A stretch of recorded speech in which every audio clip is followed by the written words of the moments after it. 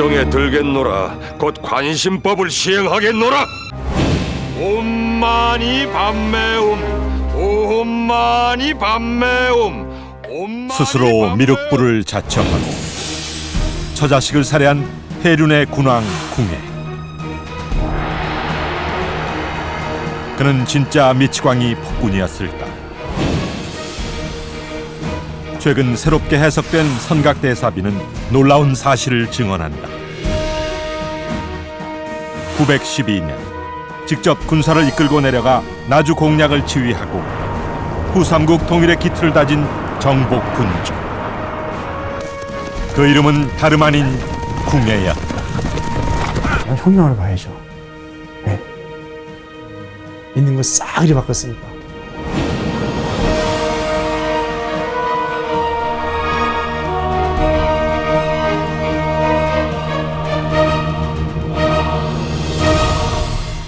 여러분께서는 궁예라는 이름을 들으면 무엇이 떠오르십니까? 미륵부를 자처하며 이른바 관심법으로 무고한 사람들을 살해한 왕, 혹은 처자식을 죽인 미치광이, 그래서 결국 왕건에게 쫓겨난 폭군. 삼국사기와 같은 사서에선 궁예를 흉악한 자, 포악하고 방자한 왕으로 기록을 하고 있습니다. 부정적인 내용이 대부분이고 그나마 기록된 분량도 많질 않습니다. 헌데 최근 들어서 이런 궁예를 새롭게 해석할 수 있는 기록이 발견됐습니다. 그리고 놀랍게도 이 기록에 따르면 그간 우리가 궁예에 대해서 갖고 있었던 부정적인 선입관들을 바꿔야 합니다.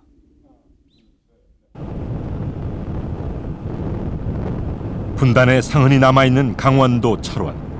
궁예가 세운 태봉국의 수도였다. 태봉국의 흔적을 보려면 민간인 통제구역 안으로 들어가야 한다. 철원은 교통의 요충지로 경성과 원산을 잇는 경원선이 지나던 곳이었다.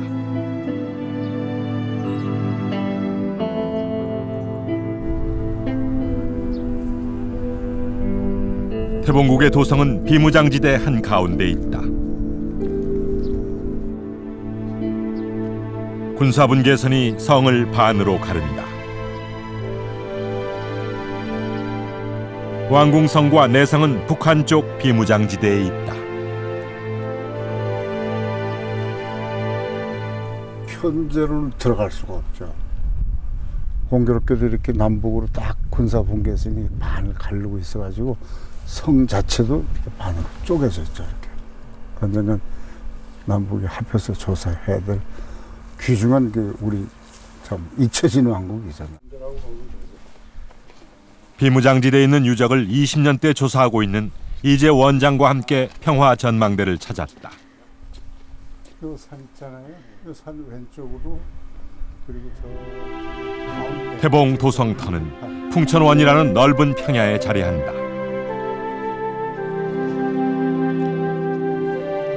풀과 나무가 자라 육안으로 성터를 식별하기 어렵다. 김일성 고지가 손에 잡힐 듯 가깝다.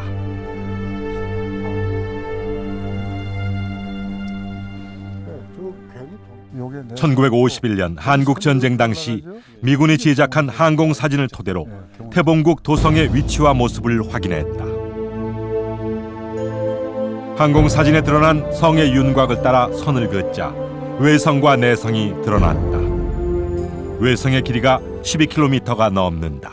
그 항공 사진으로 눈으로 식별이 가능하다라는 얘기는 그 당시에 그 규모나 높이가 제법 사진에 찍힐 정도로 나와 있다는 얘기거든요. 지금 여기서 볼 때는 이렇게 풀이라든가 뭐 여러 가지 때문에 잘 안 보이지만 높이 올라가서 보게 되면은 그 분명히 성벽들이 부분적으로 남아 있다고 봐야 되겠죠. 그래가지고 저 숲속으로 쭉 그 나무 성벽 일부가 붕괴되긴 했지만 남은 부분을 확인할 수 있다. 성벽을 따라 나무가 자라고 있다.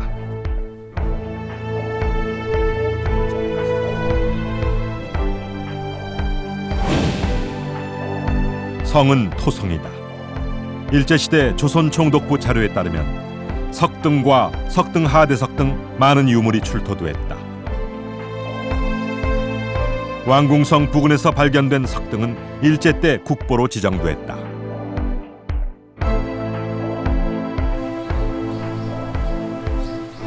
그렇다면 태봉국 도성은 실제 어떤 모습이었을까?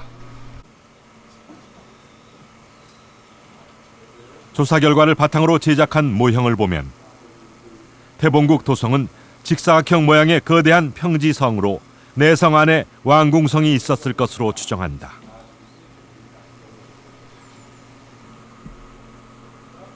당시로선 보기 드문 규모의 도성임을 알 수 있다. 서울 도성은 뭐 이렇게 평에다 한 건 아니고 서울 주변에 산을 따라서 이렇게 쭉 했는데 약 18km입니다. 그리고 뭐 삼국시대 경주라든가 백제라든가 이런 성은 몇 킬로 안 되죠. 이 성은 평지에만 그 12.5km를 쌓았거든요. 이런 성의 규모는 사실상 상당히 드뭅니다. 그 당시에 중국이 큰 나라니까 중국을 의식하고 그보다 더 멋있고 크게 쌓아야 되겠다. 그래서 발해의 수도에 있는 성이나 그다음에 그 당나라의 그 성, 그거 못지않게 이렇게 평지에다가 아주 크게 쌓은 성이다 이렇게 볼 수 있죠.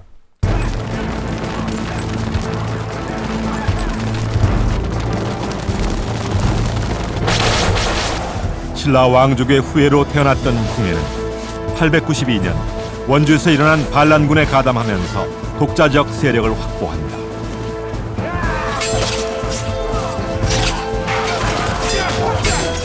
궁예는 불과 4년 만에 강릉에서 개성에 이르는 한반도 중부 지역을 장악하고 새로운 국가 건설의 토대를 마련한다.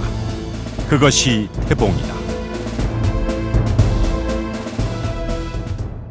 예, 궁예는 처음 등장했을 때부터 어떤 군사적인 능력이 굉장히 뛰어났습니다. 그래서 소수의 무리들을 데리고 주변 지역들을 장악해서 처음 경기도 북부 또는 충청도 북부 지역에서 출발해가지고 주변 지역들을 쭉 장악해 나가면서 강원도 해안 지역 그리고 경기도 북부 지역까지 확대해서 세력을 펼쳐나갔고 마침내는 그 후고구려를 건국하는 데까지 이르렀습니다. 그 과정에서 궁예의 그 군사적인 성과는 대단히 놀랍고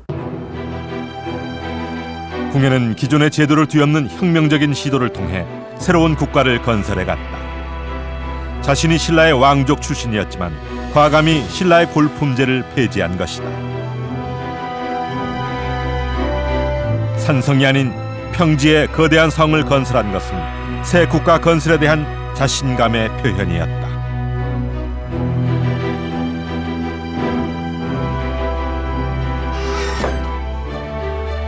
궁예 태봉 도성은 계획된 신도시였다.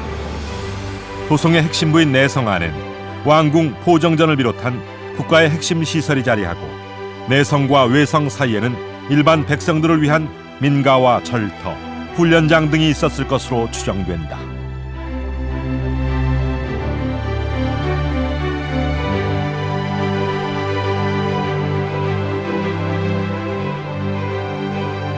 외성은 길이가 12.5km, 높이는 10m인 거대한 성이었다.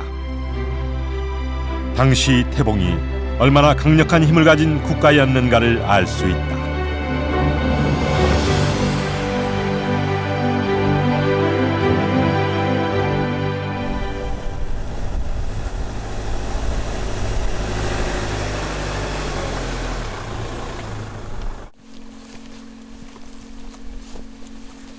태봉 도성 인근에 위치한 산성을 찾았다.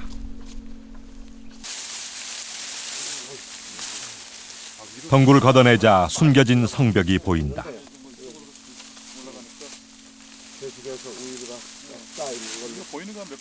동주 산성은 궁예가 처음 철원으로 입성할 때 점령했던 곳이다.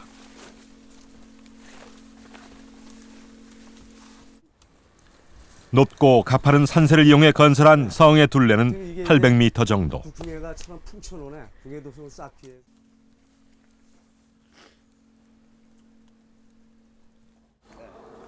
태봉 도성의 외곽에서 전략적 거점 역할을 해온 동주산성은 지금도 군대의 진지로 사용되는 군사적 요충지다.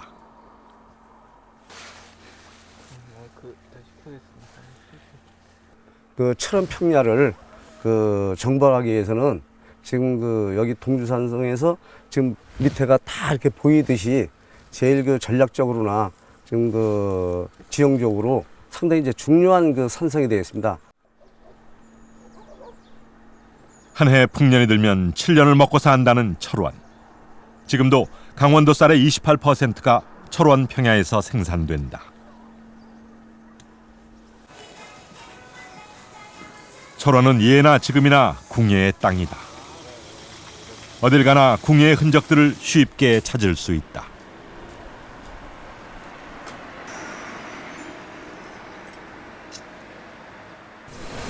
여기가 저 옛날에 이제 궁예왕이 저 같은 타던 곳 있잖아요. 그 도읍지구 앞. 그래서 이제 그 가게 이름을 타봉이라고 졌는데 앞으로 이제 자꾸 요즘 매스컴에도 자꾸 나오고 그래가지고 타봉국이 타봉 청가라고 이렇게 일을 하면 장사가 잘 될 것 같아가지고 이름을 쳤어요.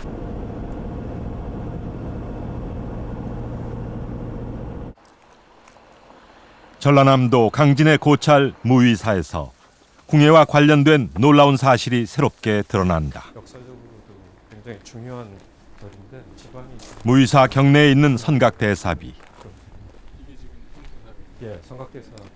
고려초에 만든 대표적인 비석. 전혀 잘못 해석될 수가 있죠. 후삼국 시대의 고승 선각대사 형미를 기리기 위해 고려 태조 왕건의 지시로 세워진 비석이다. 이 비도 그동안 오해됐던 것 중에 하나가 비문에는 당시 선각대사와 대왕과의 만남, 대왕의 업적 등을 기록하고 있다. 이 비문에 등장하는 대왕은 과연 누구를 가리키는 것일까? 문제는 그 대왕이라고 하는 표현인데 이 대왕에 대해서는 지금까지 왕건을 가리킬 것이라고 사람들이 생각을 해왔습니다. 왜냐하면 고려 시대에 만들어진 비이기 때문에 고려의 국왕인 왕건으로 생각했습니다만은 이 비의 내용을 보게 되면 이 대왕은 궁예를 가리키는 것을 알 수 있습니다. 비석에 따르면 912년 궁예는 군대를 이끌고 나주를 점령했다. 지금까지는 왕건이 나주를 점령했고 이를 바탕으로 고려를 창건했다는 것이 기존의 해석이었다. 그러나 당시 직접 군대를 이끌고 나주를 공격한 사람이 왕건이 아닌 대왕 궁예였음을 선각대사비는 증언하고 있다.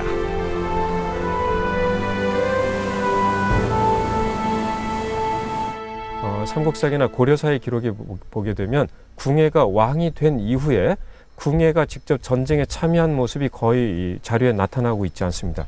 그것은 실제 그 자료에서 인멸되었을 가능성도 적지 않게 있다고 생각합니다. 즉 후대에 궁예의 업적을 깎아내리기 위해서 궁예가 직접 지휘했던 전투라든지 이런 것들이 자료에 제대로 기록되어 있지 않을 가능성이 높다고 생각됩니다. 그런 점에서 이 자료는 비록 한 건의 사료이긴 하지만 궁예가 왕이 된 뒤에도 직접 전쟁을 이끌고 있었던 것을 보여주는 좋은 자료가 될 수 있습니다. 이 선각대사비의 대왕을 왕건이 아닌 궁예로 재해석한 결과 기존의 기록과 첨예하게 충돌하는 사건이 한 가지 발생합니다. 그것은 912년 궁예가 직접 나주 정벌을 지휘했다는 사실인데요. 사실 궁예는 철원 땅에 거대한 태봉 토성을 지을 만큼 강력한 왕권을 자랑하던 군주였습니다. 하지만 왕건의 그늘에 가려져서 온전한 역사의 평가를 받지 못했죠. 후대의 사서엔 왕건의 업적으로 뒤바뀌어 기록된 912년 나주 정벌. 자, 과연 이들에게 나주가 그토록 중요했던 이유는 무엇일까요?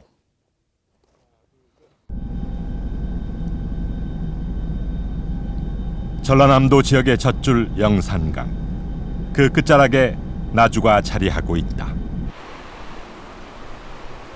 나주시 영산포. 홍어 거리로 유명한 이곳은 흑산도에서 잡힌 홍어가 영산강 백길을 따라 수송되어 팔리던 선창이었다.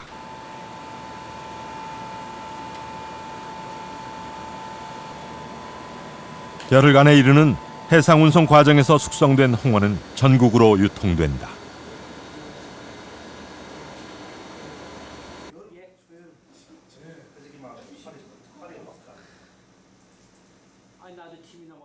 그래서 흑산도에서 싱싱한 홍어가 영산바위 올 때 동안에 자연스럽게 숙성이 돼가지고 숙성 홍어를 영산포에 와야지만이 먹을 수 있고, 그 숙성 홍어가 또 소문이 나가지고 뭐 광주 인근이랄지 목포까지 오히려 그 숙성 홍어가 전파가 됐고요. 그래서 홍어는 영산강을 따라서 이제 생성된 음식 문화가 됐고요. 영산강에는 우리나라에서 유일한 내륙 등대가 남아있다.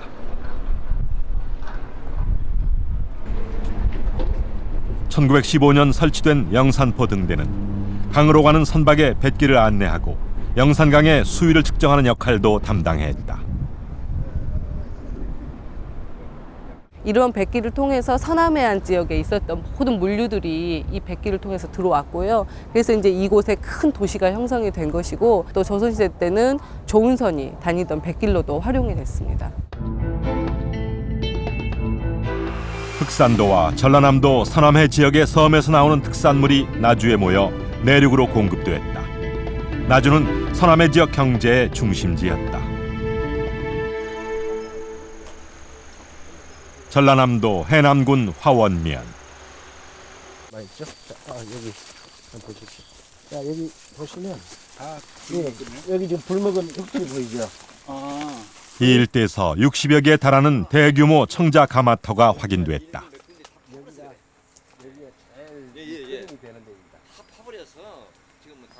가마터 잔해로 보이는 붉은 흙덩이가 곳곳에서 보인다. 벽입니다. 지금 가마벽인데 불에 의해서 붉게 지금 이 돌같이 그릇을 한 개 깨진 것을 놓고, 그렇다면 이곳에 대규모 청자 생산지가 들어선 이유는 무엇이었을까? 이 청자 가마는 우리나라의 청자 기술이 제일 처음에 들어와 가지고 집단으로 만들어진 유일한 가마터입니다. 이곳에서 생산된 청자는 무늬가 없는 초기 형태의 것으로 당시 동아시아 교역의 주요한 상품이었다.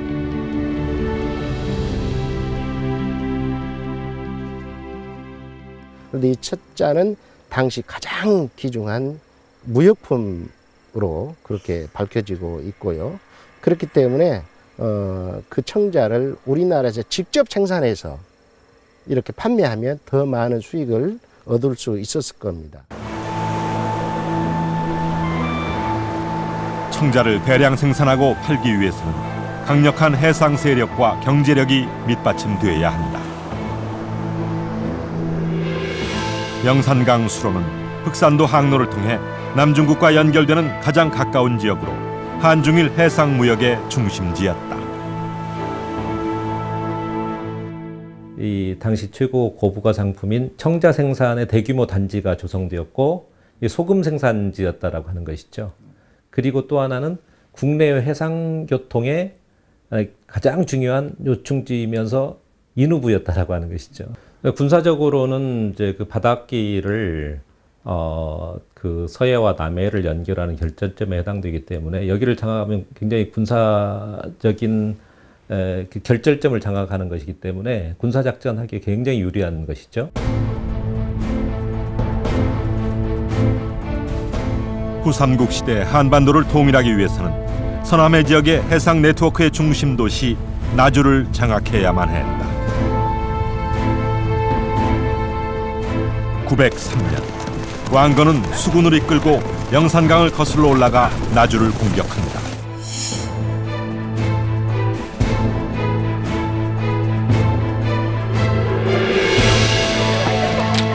궁의 수군 장군으로 참전한 왕건은 나주 공략에 박차를 가했다. 왕건이 앞장서 나주를 공격했다는 기록이 이후 사서에 자주 나타난다. 당시 태봉의 가장 큰 경쟁자는 후백제. 나주를 점령하면 후백제를 공격할 수 있는 이점도 있다. 왕건이 이곳을 점령하고 금성을 나주로 바꾼다.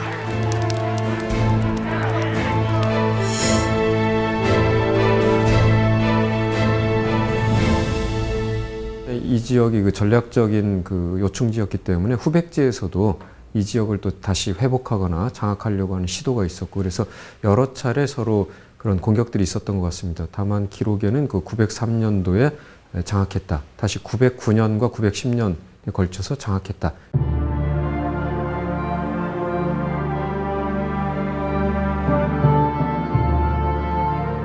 당시 서남해 지역의 재해권 확보 경쟁에서 가장 큰 걸림돌은 견훤이었다.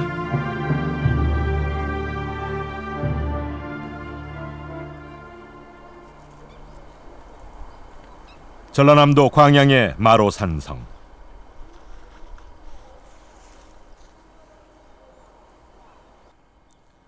당시 견훤의 세력권 아래에 있던 성으로 후삼국시대 해상 교류를 통제하는 중요한 거점성 역할을 해왔다.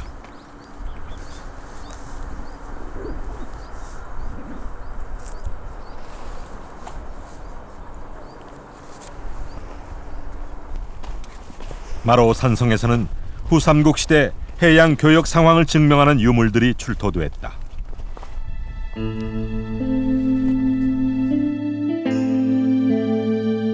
이것이 중국과 일본 사이의 중개무역지임을 암시하는 유물들이다. 신라 장인이 만든 청동거울은 일본에 수출하던 제품이었다.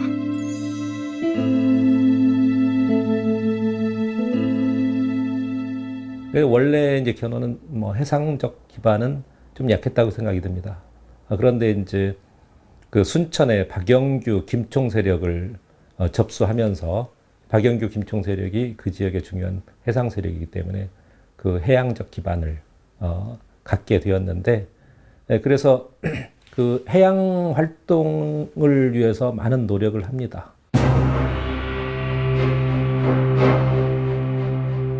서남해로 남진하는 궁예와 북진하는 견훤은 영산강과 나주에서의 충돌을 피할 수 없었다. 909년 왕건의 수군은 지금의 전남 무안 앞바다에서 중국으로 가는 견훤의 사신선을 납포한다. 이 사건은 후백제가 중국과 교섭하는 것을 차단한 것으로 영산강 유역 해상권 장악의 중요성을 보여준다. 염해현에서 견훤의 사신선을 납포합니다. 그 궁예 태봉 정권의 입장에서도 중국의 그 해양 활동을 굉장히 활발하게 하는 5월과의 관계가 굉장히 필요했던 것이죠. 바로 그런 맥락에서 견훤이 5월과의 관계 맺는 것을 차단하기 위한 하나의 군사 작전으로 이 사신선을 납포한 것으로 생각이 됩니다.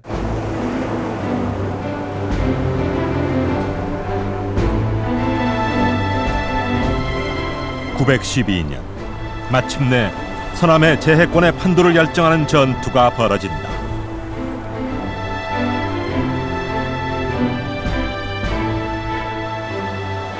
궁예는 철원에서 내려와 이 전투에 직접 참전했다. 그 이전부터 왕건이 중심이 돼서 이 지역에 일정한 그 교두보는 마련하고 있었지만 보다 더 전면적인 전쟁을 일으켜서 이 지역을 완전히 장악하려고 하는 의도가 있었던 것 같습니다. 바로 후백제의 배후지이기 때문에 이 지역을 장악하는 것은 후백제하고의 대립을 최종적으로 승리로 이끌 수 있는 계기가 되기 때문에 어떤 국가의 그 역량을 총동원한 그런 전쟁, 그런 점에서 국왕이 직접 그 전쟁에 참여했다, 이렇게 생각해 볼 수가 있을 것 같고요. 견훤과 궁예가 직접 참여하여 국가의 역량을 총동원한 싸움. 그것이 912년 전투다. 승자는 후삼국 시대의 패권을 장악할 수 있는 전투였다. 912년 나주 정벌은 고려 창건이란 대업의 초석이 된 중요한 사건이었습니다. 하지만 이 선각대사비에는 궁예가 직접 나주를 정벌했다는 기록만 있을 뿐이지 구체적으로 어디서 어떻게 싸웠는지에 대해서는 기록이 없습니다. 자, 과연 그렇다면 912년 궁예는 구체적으로 어디서 어떻게 싸웠던 걸까요?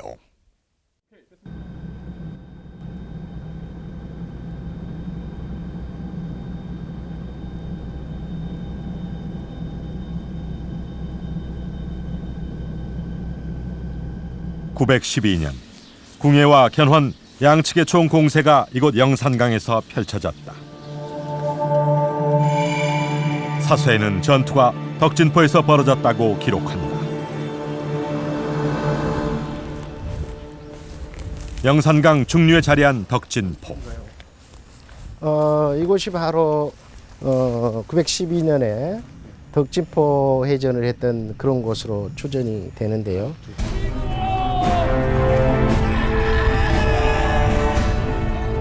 고려사에는 왕건이 전투를 지휘한 것으로 되어 있지만 고려사보다 더 먼저 기록된 선각대사비에서는 궁예가 나주를 정벌한 것으로 기록된다.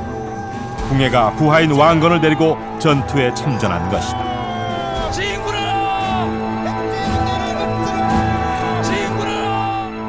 요 위쪽에는 견훤의 군대가 왕건의 군대에 대항해서 육지와 바다의 수륙 종행으로 이 군사들이 맞서고 있고요. 그 다음에 아래쪽에서는 궁예의 부하로서 왕건이 기록에 의하면 남쪽으로 내려왔다고 그랬습니다. 당시 견훤 군대의 규모는 엄청났다. 전함이 꼬리에 꼬리를 물고 늘어섰고 군사들이 바다와 육지에 배치되어 그 세력이 엄청났다.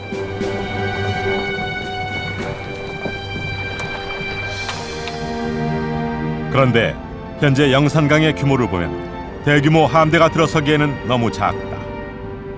과연 이 정도 강폭과 수심에서 대규모 해전이 가능했을까?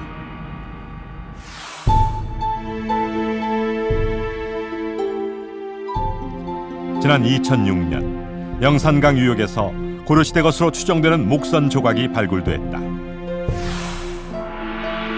니은자형 구조의 거대한 나무 판재. 선박에 밑바닥을 받치는 저 판재다. 통나무를 파서 배 밑바닥을 만들었다. 저 판재 한 개의 길이가 9m가 넘는 큰 배다.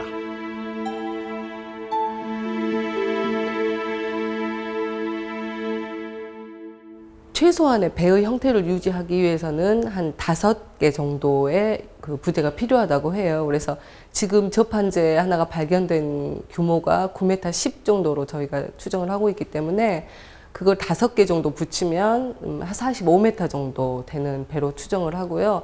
톤급으로 따지면 200톤급 정도, 그리고 쌀을 실른다면은 1000가마 정도를 실을 수 있는 굉장히 초대형 선박이라고 보시면 되겠습니다.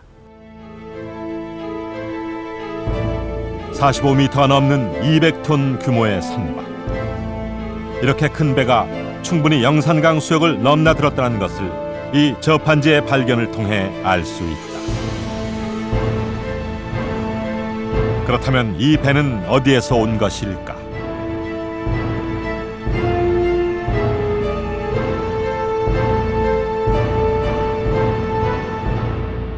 이 수종이 이제 느티나무고요. 수령은 1000년 이상 되는 이제 나무인데 그 어디에서 자라고 있었을까를 추정을 해보았을 때요. 북쪽에서 자라는 나무였을 거다라고 추정을 하셨어요. 그래서 그런 점들을 볼 때 그러면 우리나라의 북쪽에서 제작이 돼서 북쪽의 해양 세력이 이 거대한 배를 타고 남쪽으로 내려왔다가 또 올라가는 이런 소통이 되고 있었다라는 걸 입증하는 셈이에요. 아마도 왕건이 타고 왔었을 수도 있지 않을까 이렇게 추정을 하고 있습니다.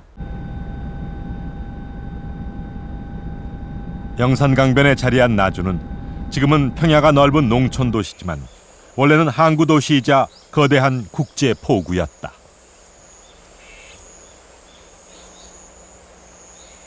남한여초 왕건과 견훤이 이쪽에서 활동했을 때에는 이쪽은 수심이 지금보다 5m 정도가 높았습니다. 근데 천여 년 동안에 토사가 계속 밀려와 가지고 토사가 퇴적이 되고 그다음에 하구뚝이 막아지면서 바닷물이 들어오지 않게 되고 하면서 수위가 낮아진 거죠. 고대 영산강 수역은 현재보다 6배 이상 넓고 깊었다. 바다처럼 넓은 강이었던 영산강은 한반도 최대 규모의 내륙 수로 일종의 지중해였다.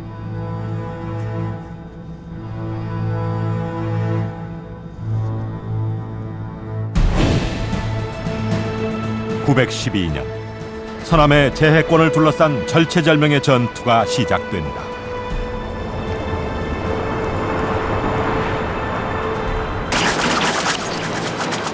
궁예와 경합, 직접 군사를 이끌고 나선 왕과 왕의 대결. 수세에 몰리던 궁예의 부대는 바람을 이용한 화공책으로 견훤의 후백제를 제압한다.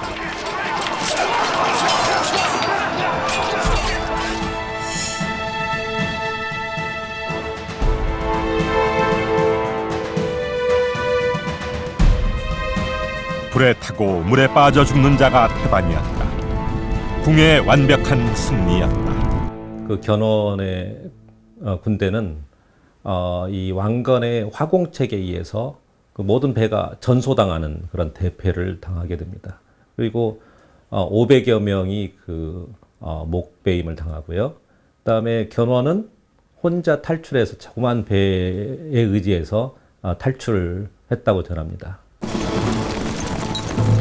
삼한 통일을 노리는 왕과 왕의 싸움. 덕진포에서 승리한 궁예는 나주를 완전히 점령한다. 삼한의 절반을 차지하는 대업을 이룬 것이다. 한반도의 서부와 그리고 한반도의 지금 전라남도 쪽의 그 해안지대에서의 상당한 부분, 이 일대까지를 장악하는 후삼국의 그 최대 판도를 장악했던 나라라고 볼 수가 있습니다. 일제 이재현의 말처럼 삼한의 3분의 2 이상이 그 궁예의 판도에 들어갔다라고 하는 것은 그러한 실정을 확인하는 것이라고 생각할 수 있습니다. 이후 후삼국의 판도는 재편됐다. 전라도 서남의 지역을 장악한 궁예는 이제 후삼국 통일의 선두주자로 나서게 된다.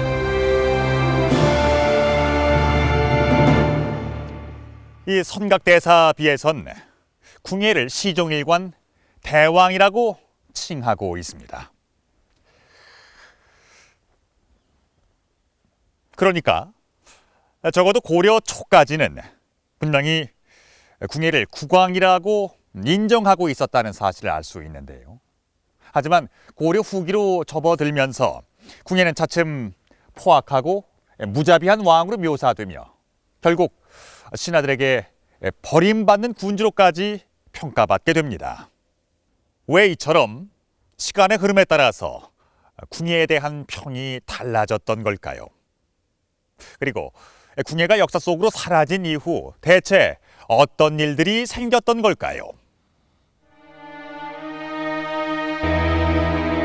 나는 분명히 말하였노라. 내가 참 미륵이라는 것을. 입정에 들겠노라. 곧 관심법을 시행하겠노라. 옴마니 밤매움, 옴마니 밤매움, 옴마니 밤매움. 국호를 태봉으로 바꾸던 911년을 전후한 시기, 궁예는 스스로 미륵을 자처하기 시작한다. 후대의 역사서는 궁예는 흉악한 자로 악독함을 견디지 못할 정도라고 평한다. 그러나 사람들이 기억하는 역사는 다르다. 안성의 한 사찰에는 궁예와 관련된 석불이 전해진다. 궁예의 미륵. 궁예는 이 지역에서 민간 신앙의 대상이었다.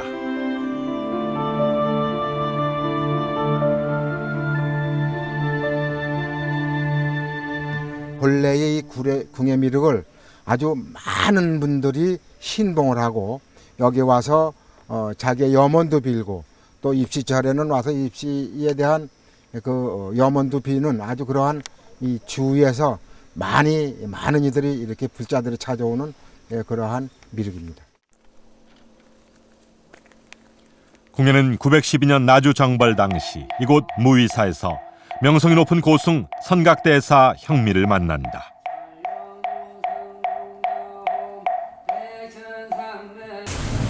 궁예는 선각대사를 불러 예를 표하고 태봉의 수도로 같이 갈 것을 요청했다. 결국 궁예와 선각대사는 같이 철원으로 돌아간다. 일부러 자신이 모시고 수도로 갔다라고 하는 기록이 나와 있기 때문에 궁예의 불교 정책에 대해서도 단순히 관심법이나 미륵불 자체만이 아니라 당시 사회 널리 대두되고 있던 선종을 존중하고 선승들에 대해서도 적극적인 포용 정책을 펼쳤던 것을 보여주는, 즉 궁예를 재인식하는 데 중요한 자료가 될 수 있습니다.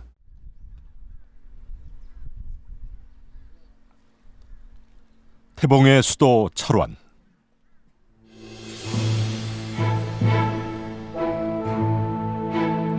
궁예는 철원의 도읍을 정하고 거대한 평지성인 도성을 건설했다. 중국의 연호가 아닌 독자적인 연호를 사용하며 태봉이 천자의 나라임을 알린다.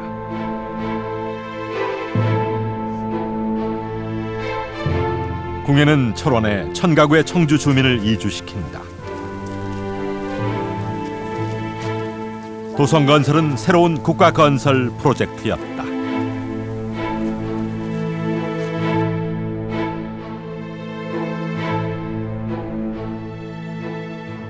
철원 경이라고 하는 것은 그 자체가 하나의 천자가 살았던 것을 의미합니다.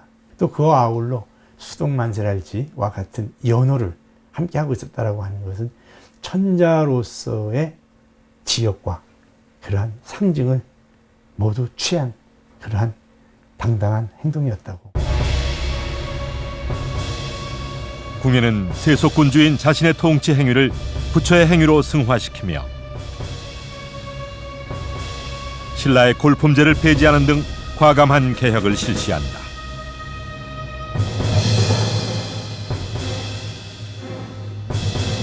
그러나 단기간에 거대한 성을 쌓는 공사는 백성들과 호족 세력의 불만을 쌓이게 한다.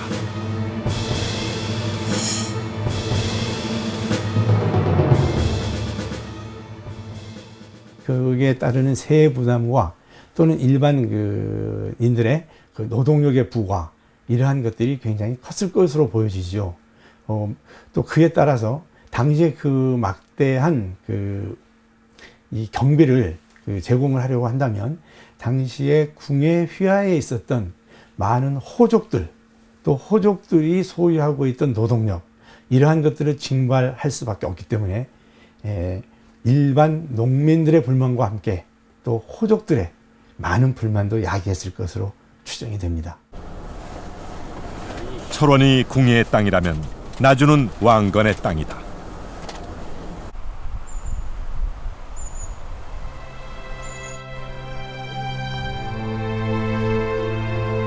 나주 완사천엔 왕건과 관련된 유명한 전설이 전해진다. 왕건은 이 샘가에서 한 처녀를 만나 부부의 인연을 맺는다. 나주 호족 오다련의 딸로 왕건의 두 번째 비가 된 장화왕후다. 왕건이 나주 해상 세력의 지지를 얻는 중요한 사건이다. 그 오다련은 중요한 그 영산강과 바다가 만나는 지역에서 일어났던 중요한 호족이면서 해상 세력의 기반을 가지고 있는 그런 세력이죠. 그런데 왕건이 오다련의 딸과 결혼을 함으로써 오다련을 자기 세력화한 것이죠. 고려사에는 왕건이 나주를 정벌한 것으로 기록됐다. 선각대사비에 궁예가 나주를 정벌한 것으로 기록된 것과는 다르다.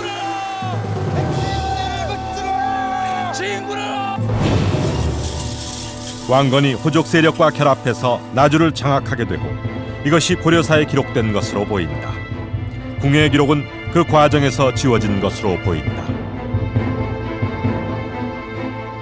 왕건이 이 지역을 이제 공략하고 정복하는 데 큰 공을 세운 부분이 한편으로 궁예에게는 큰 힘이 됐지만 한편으로 그것이 왕건의 성장의 배경이 됐기 때문에 궁예에게는 또 한편으로 부담이 되는 그런 양날의 칼이었지 않았나 생각이 듭니다.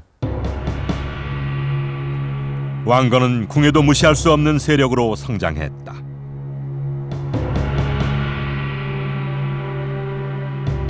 궁예와 선각대사 사이에 이해할 수 없는 사건이 벌어진다.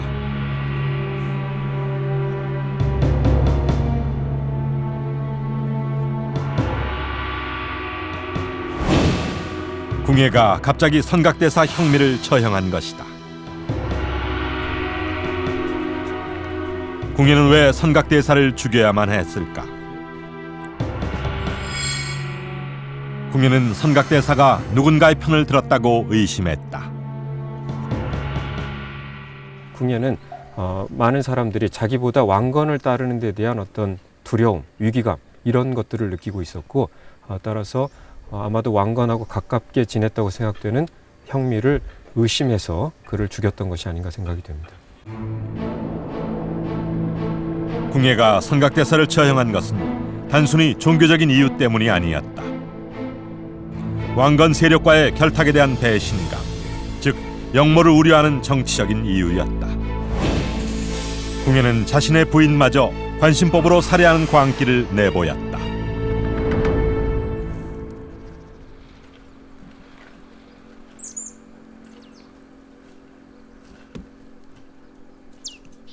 철원 월하리 월하 분교터. 여기가 월하 분교자리입니다. 조선시대 향교가 있던 이 분교 자리에서 왕건과 관련된 중요 유적이 발굴됐다.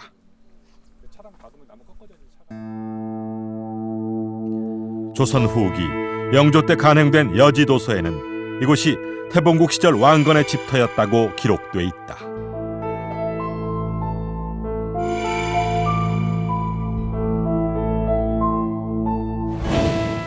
지난 2005년 발굴 당시 정권의 실력자가 썼을 것으로 추정되는 유물이 출토됐다.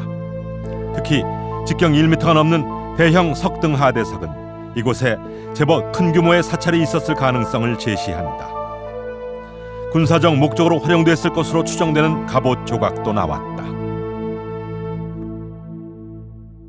궁예가 사원 세력이었고 또 이곳이 사찰터였다고 한다면은 아마도 궁예가 사원 세력과 함께 하나의 근거지로 삼았던 곳이고 왕이 된 다음에 아마 그 터를 다시 왕건이 받아서 아마 자신의 어떤 그런 거처로서 사용했던 것이 아닌가 그렇게 추정이 됩니다.